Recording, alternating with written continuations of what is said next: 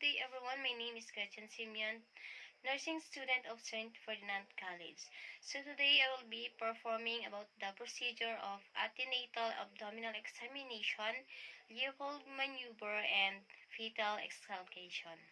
The purpose of this examination is to provide information about fetal presentation, position, presenting part line, attitude, and descent, and to determine fundal height, to aid and location of the fetal heart sound, to determine single versus multiple gestation, and to detect any deviation from normal. So, I have here the equipment that will be needed to the examination. I have here the improvised Pinard stethoscope, improvised tape measure, antibacterial hand sanitizing gel, and a draw sheet. So the next thing to do is to greet your patient, introduce yourself, explain, instruct your patient that what procedure, what we're going to do, let her empty her bladder, provide privacy, and do the medical asepsis first. Hi ma'am, good day po. My name is Gretchen Simeon. May I know your name and birthday, please? Hana May Baho, May 25, 1998. Okay. Today, ma'am, I will be performing the LEOPOLD'S maneuver and the auscultation of the fetal heart. For us to determine the fetal presentation, position, the fetal heart rate, so that I need your full cooperation until we finish the procedure. If it's okay to you, ma'am? Yes, of course. Okay, great po. Can you empty your bladder first? Before we proceed to the procedure, we need to secure first the privacy of our patient. Close the curtains and as well the door. And before we proceed, do the medical asepsis first. So now position our patient to other side recumbent, supine, with knee flex for her to relax her abdominal muscle. Next is put a small pillow on her head to comfort. Small pillow on her right hip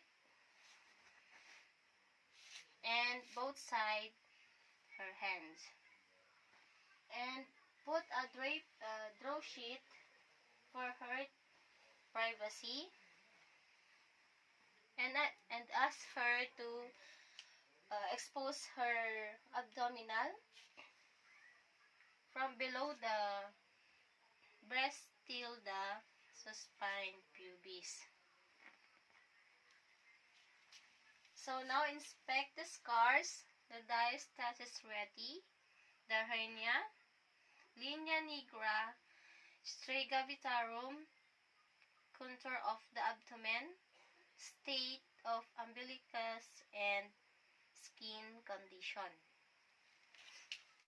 Now we need to determine the fundal height using the lunar side of our palm. If it's 12 weeks, it is on the level of the symphysis pubis. Then it is already on the middle of the umbilicus, and the symphysis pubis, it is the 16 weeks. 2 to 3 fingers below the umbilicus, it is 20 weeks. Then if it's already on the level of the umbilicus, the mother is already 24 weeks. Then if it's between the umbilicus and the side 4 process, meaning it is already 32 weeks. And it's the level on the side 4 process, it is already 36 weeks. Then if it's 2 fingers, the lead of side 4 process, it is already 46 weeks. Ibig sabihin, the mother is preparing for the delivery of the baby. So now we need to measure the fundal height using the improvised tape measure. Place it 0 line on the level of the symphysis pubis and stretch it on top of the fundus below the midline of the abdomen. So now the next examination that we're going to do is the LEOPOLD'S maneuver. First, instruct your patient to relax her abdominal muscle. By doing this procedure, don't forget to rub your hands first to make it warm before placing to the abdomen of the patient, because cold cause stimulate uterine construction. Don't forget also to use the flat surface of your finger and not the fingertips. Now the first maneuver is the fundal grip.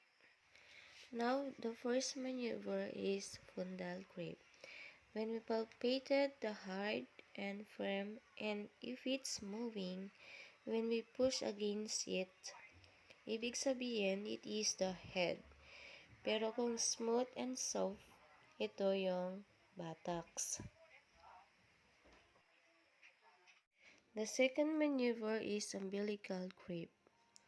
Placing your hand to the other side, steady to the other side, so that the other hand can palpate the opposite side of the circulation to determine fetal back.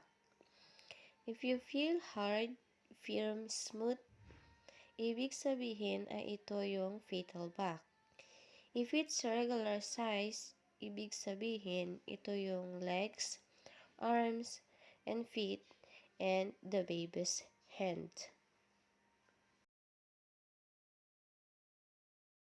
The third maneuver is Pelvic grip. Dito, we can palpate the head part or buttock part if it's on the symphysis pubis.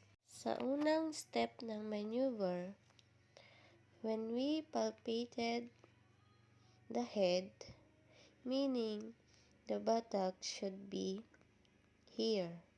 Pero kung ang buttocks ay nasa fundal part, yung ulo ay nasa side. Again, kung smooth at soft, ito yung buttocks. Pero kung hard and firm at gumagalaw, ito yung ulo. Fourth maneuver is pelvic grip. Place your hand on the both sides, gently palpate the fetal head. If the part is already engaged, there will be mobility.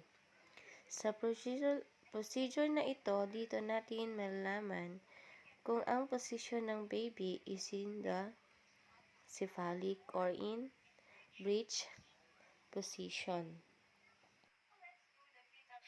Now let's do the fetal sculptation using the Pinard stethoscope. Place it on the convex position on the uterus. So place it here.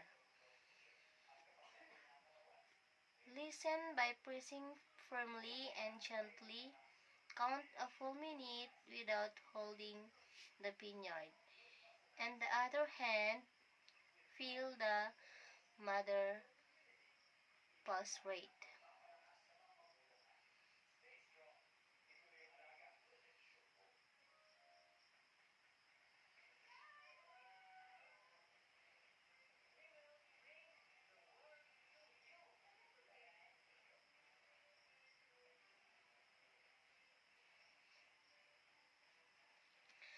So now let's assume that it is already 1 minute.